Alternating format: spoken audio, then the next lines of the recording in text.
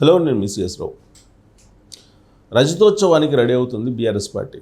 27వ తారీఖున వరంగల్ కరీంనగర్ మధ్యలో పెద్ద స్థాయిలో ఆ సభని సక్సెస్ చేయాలనేది ఆ పార్టీ యొక్క లక్ష్యం. అందుకే సన్నాహ సమావేశాలను పెడుతూ ఉన్నారు. ఈ సందర్భంగా కవిత గారు అనేక ప్రాంతాలకు వెళుతున్నారు. ఆ సభ గురించి చెప్తూ ఉన్నారు. ఎట్ ద సేమ్ టైం ఇప్పుడున్నటువంటి ప్రభుత్వాన్ని టార్గెట్ చేస్తూ తన గురించి తాను ప్రొజెక్ట్ చేసుకునేటువంటి ప్రయత్నం చేస్తూ ఉన్నారు. కేసీఆర్ గారు అంత మంచిదాన్ని కాదు, కేసీఆర్ గారు అంత మంచితనం తనలో లేదు, నేను రౌడీ ఎలిమెంట్ అనే యాంగిల్లో ఆవిడ ప్రొజెక్ట్ అవుతున్నారు తనకై తానుగా. పైగా ఈమె లిక్కర్ స్కామ్లో తీహార్ జైలుకి వెళ్ళొచ్చిన తర్వాత కేసీఆర్ గారి గురించి ఆవిడ చెప్పినటువంటి మాట ఏంటంటే, తనకు తాను ప్రొజెక్ట్ చేసుకుంటూ డాటర్ ఆఫ్ ఫైటర్ అనేటువంటి హోర్డింగ్స్ కూడా అప్పుడు పెట్టారు. ఎప్పుడు తీహార్ జైలు నుంచి కవిత విడుదలై వస్తున్నటువంటి సందర్భంగా డాటర్ ఆఫ్ ఫైటర్ అని చెప్పి శంషాబాద్ నుంచి హైదరాబాద్ వరకు అనేక హోర్డింగ్స్ పెట్టారు. అలాగే ఢిల్లీలో కూడా పెట్టినట్టున్నారు అప్పట్లో. అప్పటి నుంచి కవిత గారు ఎలివేట్ అవుతూ వస్తున్నారు రాజకీయంగా. ఆవిడ తీహార్ జైలు నుంచి వచ్చిన తర్వాత ఫామ్ హౌస్కి వెళ్ళారు. ఫామ్ హౌస్కి వెళ్ళిన సందర్భంగా అక్కడ కేసీఆర్ గారు తన బిడ్డ తీహార్ జైల్లో ఉండి వచ్చినటువంటి క్రమంలో ఆ మీద సానుభూతితో పాటు ప్రేమ, అభిమానం అన్నీ కలగలిపిన భావాన్ని వ్యక్తం చేశాడు. అంతేకాదు, పార్టీలో ఎవరైనా కష్టపడ్డారు అని అంటే తీహార్ జైలుకి వెళ్ళి కవిత మాత్రమే కష్టపడ్డారు అనేటువంటి యాంగిల్లో కేసీఆర్ గారు ఇప్పుడు ఆలోచిస్తున్నారు అనేది కూడా వినిపిస్తుంది. అందుకే ఇప్పుడు రాబోయేటువంటి రోజుల్లో బీఆర్ఎస్ పార్టీలో ఎవరు కీలకం కాబోతున్నారు. రీసెంట్ వరకు కూడా మనకి హరీష్ రావు గారు అలాగే కేటీఆర్ గారు కనిపించారు అధికారంలో ఉన్నప్పుడు. వాళ్ళిద్దరి మధ్య ఒక ప్రచండ యుద్ధం అనేది క్రియేట్ చేసేవాళ్ళు, క్యాడరే క్రియేట్ చేసేవాళ్ళు, లేదంటే జనరల్గా అలాంటి చర్చ జరిగేది. ఎవరు రెండో ప్లేస్ ఎవరు అనేది, కేసీఆర్ గారి తర్వాత ఎవరు అనే దాని మీద బాగా చర్చ జరిగేది. ఒక సందర్భంలో అయితే హరీష్ రావు గారు అని చెప్పి టాక్ వచ్చింది, ఆ తర్వాత కేటీఆర్ గారు అని టాక్ వచ్చింది. మొత్తం మీద కేసీఆర్ గారు కేటీఆర్ గారికి మంచి ప్రాధాన్యత ఇచ్చారు. ఆయన 2023 అసెంబ్లీ ఎన్నికల్లో లీడ్ చేసేటువంటి అవకాశం కూడా ఇచ్చారు. కేటీఆర్ గారు అప్పటికే దూసుకు వెళ్తున్నారు. అన్ని రకాలుగా ఆయన రాజకీయ పరంగా కానీ, పరిపాలన పరంగా కానీ, లేదా పార్టీల సంస్థాగత మార్పుల విషయంలో కానీ ప్రతి దాంట్లో కూడా కేటీఆర్ గారి మార్క్ కనిపించింది. ప్రతి బర్త్డేకి కాబోయే సీఎం అనేటువంటి హోర్డింగ్లు పబ్లిసిటీ పేపర్లో ఇచ్చుకున్నటువంటి దాఖలాలు కూడా కనిపించాయి మనకి. కాకపోతే 2023 ఎన్నికల్లో అధికారం కోల్పోయింది బీఆర్ఎస్ పార్టీ. దాంతో మొత్తం సీన్ మారిపోయింది బీఆర్ఎస్ పార్టీది. అసలు ప్రతిపక్ష నాయకుడే లేకుండా తెలంగాణ అసెంబ్లీ జరుగుతుంది. అలాగే ఆంధ్రప్రదేశ్ అసెంబ్లీ పరిస్థితి కూడా అలానే ఉంది. ప్రతిపక్ష నేత లేకుండానే అక్కడ అసెంబ్లీ జరుగుతుంది. కానీ తెలంగాణలో ప్రతిపక్ష నాయకుడు కేసీఆర్ గారు లేకపోయినప్పటికీ కూడా, ఫామ్ హౌస్కి పరిమితమైనప్పటికీ కూడా, ఒక పక్క హరీష్ రావు గారు, ఇంకొక పక్క కేటీఆర్ గారు అసెంబ్లీలో రేవంత్ రెడ్డి గారిని ఉక్కిరిబిక్కిరి చేస్తూ ఉన్నారు అనేక అంశాల మీద. ఇచ్చినటువంటి హామీలను నెరవేర్చలేదని నానా హంగామా సృష్టించారు. హైడ్రా ఇష్యూలో ప్రజల్లోకి చాలా నెగిటివ్ తీసుకెళ్ళగలిగారు. అలాగే తాజాగా హైదరాబాద్ సెంట్రల్ యూనివర్సిటీ భూముల విషయంలో కూడా చాలా వ్యతిరేకత తీసుకెళ్ళగలిగారు. అవి ఫేక్ వీడియోలా, నిజమైనటువంటి వీడియోలా అనేది పోలీసులు విచారణ చేస్తున్నారు.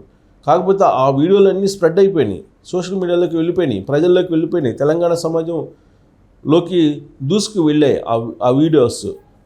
దాంతో వ్యతిరేకత అనేది సహజంగా ప్రభుత్వం మీద వస్తుంది. కాకపోతే ఆ వ్యతిరేకత బీఆర్ఎస్ పార్టీ వైపు మొగ్గు చూపుతుందా, లేదంటే బీజేపీ వైపుకి వెళ్ళిపోతుందా, ప్రభుత్వం మీద ఉన్నటువంటిది వ్యతిరేకత అనేది ఒక పెద్ద చర్చ. ఇప్పుడు తాజాగా ఒక సర్వే సంస్థ కూడా సర్వే చేసింది. ఆ సర్వే ప్రకారం బీఆర్ఎస్ పార్టీకి ఉందని చెప్పి చెప్తుంది. కానీ బట్ ఆ సర్వేలో చాలా క్లియర్గా యూత్ అంతా ఇవాళకి కూడా బీజేపీకి ఉన్నారని చెప్పి ఇచ్చింది. బీజేపీకి ఓట్ బ్యాంక్ పెరిగిందని చెప్పింది. బట్ ఆ సర్వే సంస్థ గత అసెంబ్లీ ఎన్నికల సందర్భంగా కర్ణాటకలో కానీ, లేదంటే తెలంగాణలో కానీ, ఆంధ్రప్రదేశ్లో కానీ వరుసగా 3 రాష్ట్రాల్లో ఇచ్చినటువంటి ఫలితాలు శుద్ధ తప్పు. కాకపోతే 27వ తారీఖున జరిగే రజతోత్సవాన్ని విజయవంతం చేసుకునేందుకు ఒక సర్వేని మార్కెట్లోకి వదిలేరు.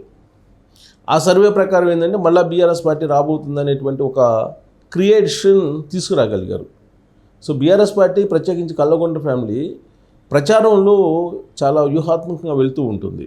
అందుకే తెలంగాణ ఉద్యమంలో కూడా ఉద్యమాన్ని ఉవ్వెత్తున ఎగిసేలా చేశారంటే కేవలం వాళ్ళు వ్యూహాలకు సంబంధించినటువంటి అంశమే అది. సో వాళ్ళ వ్యూహమే ఫలించింది. అలాగే రాజకీయాల్లో కూడా వాళ్ళ వ్యూహం ఫలించింది 2014 నుంచి 2023 వరకు కూడా. తెలంగాణ సమాజం మేలుకుంది, దాంతో చతికిల పడింది కల్లగొండ ఫ్యామిలీ. ఇప్పుడు మళ్ళా తెలంగాణ సమాజం తమనే కావాలని కోరుకుంటుంది అనేటువంటి భావనలోకి వాళ్ళు వెళ్ళిపోయారు. అదే చెబుతున్నారు ప్రజలకు కూడా.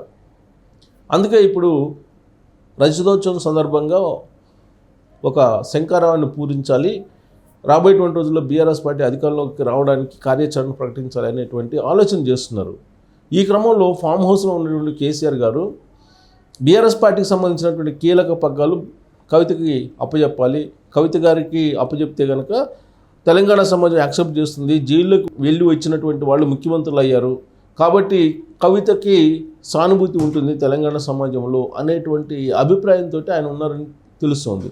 ఆయన కూడా ఈ మధ్యకాలంలో కొన్ని సర్వేలు చేయించుకున్నారని చెప్పి కూడా తెలుస్తుంది. ఆ సర్వేల ప్రకారం ఏంటంటే ఓట్ బ్యాంక్ ఏదో బీఆర్ఎస్ పార్టీకి పెరిగిందని చెప్పి ఆ పార్టీ అంచనా వేసుకుంటుంది. విచిత్రమైన పరిణామం ఏంటంటే బీజేపీ వాళ్ళు కూడా సర్వే చేసుకున్నారు. బీజేపీ వాళ్ళు కూడా వాళ్ళకై వాళ్ళు తమ పార్టీకి మెరుగైనటువంటి ఓట్ బ్యాంకు పెరిగింది అని చెప్పి వాళ్ళు అనుకుంటున్నారు. కాంగ్రెస్ పార్టీ ఏమనుకుంటుంది, గ్రామీణ ప్రాంతాల్లో కాంగ్రెస్ పార్టీ బలంగా ఉంది, ఇప్పుడు అర్బన్ ప్రాంతాల్లో కూడా బలపడ్డాము, ఈ 10 నెలలు సంవత్సరం దాదాపుగా సంవత్సరం 5 నెలలు అయింది కదా. సో ఈ క్రమంలో పరిపాలన నచ్చింది, పరిపాలన బాగుంది కాబట్టి అర్బన్ ప్రాంతాల్లో కూడా బలపడ్డామని చెప్పి కాంగ్రెస్ పార్టీ ఊహించుకుంటుంది. సో ఇక్కడ ఏ పార్టీకి ఆ పార్టీ బలపడుతున్నామని చెప్పి ఊహల్లో ఉన్నాయి. వాళ్ళకి సంబంధించినటువంటి సర్వే సంస్థలు కూడా ఏం కావాలో అదే ఇస్తూ ఉన్నాయి. కాంగ్రెస్ పార్టీ ఏం చెప్తుంది, కులగణన భారతదేశంలో ఏ రాష్ట్రంలో చేయని విధంగా తెలంగాణలో చేశాం కాబట్టి అందరూ మొగ్గు చూపుతున్నారు కాంగ్రెస్ పార్టీ వైపు అనేది వాళ్ళు భావిస్తున్నారు. బీఆర్ఎస్ పార్టీ ఏముంటుంది, రేవంత్ రెడ్డి గారి ప్రభుత్వం అట్టర్ ఫెయిల్యూర్ అయిపోయింది కాబట్టి బీఆర్ఎస్ పార్టీ మళ్ళీ అధికారంలోకి వస్తుంది, అధికారం రావడానికి సిద్ధంగా ఉంది, ప్రజలందరూ కల్లగొండ ఫ్యామిలీ వైపు చూస్తున్నారనేది వాళ్ళ యొక్క భావన. బీజేపీ ఏంటి, అసలు డబుల్ ఇంజిన్ సర్కారు తెలంగాణలో రావాలని ప్రజలు కోరుకుంటున్నారు. ఒకవేళ అది వస్తే కనుక అప్పుడు తెలంగాణ బహుజన సమాజం ఏర్పడుతుంది, దాన్ని కోరుకుంటుంది తెలంగాణ సమాజం వాళ్ళు అనుకుంటున్నారు. సో మొత్తం మీద ఎవరికి వాళ్ళే హోప్స్ పెంచుకున్నారు తెలంగాణ రాష్ట్రం మీద. అయితే బీఆర్ఎస్ పార్టీ సంస్థాగతమైనటువంటి మార్పులు భారీగా చేయబోతుంది ఈ రజతోత్సవ సభ వేదికగా అని చెప్పి తెలుస్తుంది. సెక్రటరీ జనరల్ అనేటువంటి పదవిని కవితకి ఇవ్వడం ద్వారా ఆ పార్టీని కొత్త చట్రంలోకి తీసుకెళ్ళిపోవాలి, కొత్త నాయకత్వాన్ని చూపించాలనే ప్రయత్నం చేస్తుంది. ఈవెన్ తమిళనాడులో కూడా స్టాలిన్, కనిమొళి వీళ్ళందరూ మనకు కనిపిస్తూ ఉంటారు. డిఎంకే తరహా సంస్థాగత నిర్మాణం ఉండాలని చెప్పి అక్కడ చెన్నై వెళ్ళి ఆ మధ్యకాలంలో బీఆర్ఎస్ పార్టీకి సంబంధించినటువంటి కల్లగొండ ఫ్యామిలీ స్టడీ కూడా చేస్తుంది. కాబట్టి రాబోయేటువంటి రోజుల్లో కవితకి కీలకమైనటువంటి పదవి ఇవ్వడం ద్వారా బీఆర్ఎస్ పార్టీని బలోపేతం చేయాలనేటువంటి ఆలోచన ఫామ్ హౌస్లో ఉన్నటువంటి కేసీఆర్ గారు చేస్తున్నట్టు తెలుస్తుంది. ఆ మేరకు సంకేతాలు కూడా ఆయన ఇచ్చారని కూడా వినిపిస్తుంది క్యాడర్లో. వాస్తవంగా తెలంగాణ జాగృతి అనేటువంటి సంస్థను నడుపుతున్నారు కవిత గారు. ఇప్పుడు బీఆర్ఎస్ పార్టీలో తెలంగాణ అనేది లేదు. తెలంగాణ లేనటువంటి బీఆర్ఎస్ పార్టీకి మనుగడ ఉండదు రాజకీయంగా అనేది కాంగ్రెస్ ఆల్రెడీ బీఆర్ఎస్ పార్టీలోనే చాలామంది చెప్తున్నారు. కాంగ్రెస్ పార్టీ కూడా అనేక సందర్భాల్లో అలాంటి విమర్శ కూడా చేసింది. కాంగ్రెస్ పార్టీ చేస్తున్న విమర్శలు ఏంటంటే తెలంగాణతోటి తెగదింపులు చేసుకుంది బీఆర్ఎస్ పార్టీ. కారణం ఏంటంటే తెలంగాణ అనేటువంటి పదవులు లేకుండా చేశారు కాబట్టి కల్లగొండ ఫ్యామిలీ తెలంగాణతోటి తెగదింపులు చేసుకున్నారు, మనకు సంబంధం లేదు ఆ ఫ్యామిలీతో, అది బీహార్ ఫ్యామిలీ అని చెప్పి రేవంత్ రెడ్డి గారు చెప్తున్నారు. సో ఇప్పుడు తెలంగాణ పదం అనేది ఉండాలి అంటే తెలంగాణ ఏదైతే స్వచ్ఛంద సంస్థగా నడుపుతూ ఉన్నారో తెలంగాణ జాగృతి అనేది దాన్ని పార్టీ కింద కన్వర్ట్ చేయాలి అనేటువంటి ఒక ఆలోచన కవిత గారు చేస్తున్న క్రమంలో బీఆర్ఎస్ పార్టీనే క్లోజ్ చేసేసి విలీనం చేసేసి మళ్ళీ టీఆర్ఎస్ పార్టీని తీసుకురావాలనేటువంటి ఆలోచన కూడా ఇప్పుడు కేసీఆర్ గారు చేస్తున్నారు. అది సాధ్యం కాకపోతే కనుక తెలంగాణ జాగృతినే పార్టీ కింద కన్వర్ట్ చేసేసి కవితకి బాధ్యతలు అప్పచెప్పాలి, బీఆర్ఎస్ పార్టీని విలీనం చేయాలి అనేటువంటి ఆలోచన కూడా ఇంకోటి జరుగుతున్నట్టు తెలుస్తుంది. సో అదే కనుక జరిగితే కనుక కవిత రాబోయేటువంటి రోజుల్లో బీఆర్ఎస్ పార్టీని నడపడానికి ఆమెకి అవకాశం ఉంది, ఆ పగ్గాలు కూడా ఆమెకే అప్పగించేటువంటి అవకాశం ఉంది అని చెప్పి ఇప్పుడు తాజాగా చర్చ జరుగుతుంది. ఇలాంటి పరిస్థితుల్లో అటు అన్నా చెల్లెల మధ్య ఒక కోల్డ్ వార్ అయితే పార్టీలో జరుగుతుంది అనేది సర్వత్రా వినిపిస్తుంది. మరి ఆ కోల్డ్ వారు రజతోత్సవ సభలో కనిపించే అవకాశం ఉందా? అక్కడ ఫామ్ హౌస్కు సంబంధించినటువంటి తీర్మానాలు చేసేటువంటి ఛాన్సెస్ ఉంది కాబట్టి ఆ వేదిక మీదనే కవితకి పదోన్నతి అనేది ఉంటుందా అనేటువంటి చర్చ జరుగుతున్నటువంటి క్రమంలో మరి కవిత గారికి పగ్గాలు అప్పచెప్తే పార్టీ పగ్గాలు ఆవిడ లీడ్ చేసే అవకాశం ఉందా అనే దాని మీద మీరు కామెంట్ చేయొచ్చు. Thank you.